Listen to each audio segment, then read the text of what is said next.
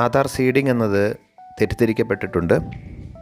ആധാർ ബാങ്കിൽ പെട്ടെന്ന് പോയി അന്വേഷിക്കുമ്പോൾ ആധാർ ലിങ്ക് ചെയ്തിട്ടുണ്ടെന്ന് അവർ പറയുകയും തിരിച്ചു വരികയും ചെയ്യും. കുട്ടികൾ ഒത്തിരി ഇതുമായി ബുദ്ധിമുട്ടുന്നൊരു സാഹചര്യമുണ്ട്. സാധാരണ ആധാർ ലിങ്കിങ്ങും ആധാർ സീഡ് ചെയ്യുന്നതും വ്യത്യാസമുണ്ട്. ധനവിനിയോഗത്തിലെ കൃത്യതയും സുതാര്യതയും ഉറപ്പാക്കുന്നതിനായി DBT, അതായത് ഡയറക്റ്റ് ബെനിഫിറ്റ് ട്രാൻസ്ഫർ സംവിധാനം മുഖേനയാണ് ചില സ്കോളർഷിപ്പുകളിൽ സ്കോളർഷിപ്പ് തുക വിദ്യാർത്ഥികളുടെ ബാങ്ക് അക്കൗണ്ടിലെത്തുന്നത്.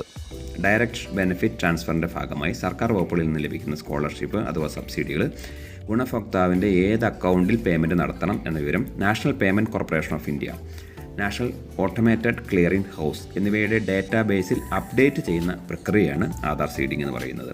ആധാർ സീഡിങ്ങിനായി എല്ലാ ഗുണഭോക്താക്കളും ആവശ്യമായ രേഖകൾ സഹിതം അവരവർക്ക് അക്കൗണ്ടുള്ള ബാങ്കിൻ്റെ ശാഖയുമായി ബന്ധപ്പെട്ട് ആധാർ സീഡിംഗ് അഥവാ ആധാർ മാപ്പിംഗ് നടപടികൾ പൂർത്തിയാക്കി അങ്ങനെയുള്ള ബാങ്ക് അക്കൗണ്ടുകളിലൂടെ മാത്രമേ നമുക്ക് അത്തരത്തിലുള്ള സ്കോളർഷിപ്പുകൾ, ഉദാഹരണത്തിന് SC ഗ്രാൻഡ് പോലുള്ളവയുടെ തുക ലഭ്യമാവുകയുള്ളൂ.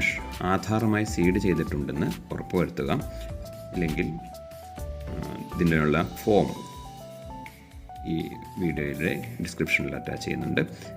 ഫോം ഉപയോഗിച്ച് ബാങ്കിൽ ചെന്ന് ആധാർ സീഡ് ചെയ്ത്, അതായത് ആധാർ കാർഡിൻ്റെ കോപ്പിയും കൊടുത്ത് ആധാർ സീഡ് ചെയ്യുന്ന പ്രോസസ്സിലൂടെ കടന്നുപോയി ആധാർ സീഡ് ചെയ്തതിന് ശേഷം മാത്രമാണ് SC കാറ്റഗറി വിദ്യാർത്ഥികൾക്കെല്ലാം അവരുടെ അപേക്ഷാ സമർപ്പണം പോലും പൂർത്തിയാകണമെങ്കിൽ ഇത്തരത്തിലുള്ള അക്കൗണ്ട് ആഡ് ചെയ്യപ്പെടേണ്ടതുണ്ട്.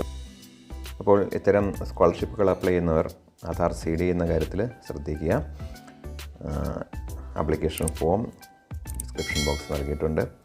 ഇത്തരം വിവരങ്ങളാണ് ഈ വീഡിയോയിൽ ഷെയർ ചെയ്യാൻ ആഗ്രഹിച്ചത്. നന്ദി, നമസ്കാരം.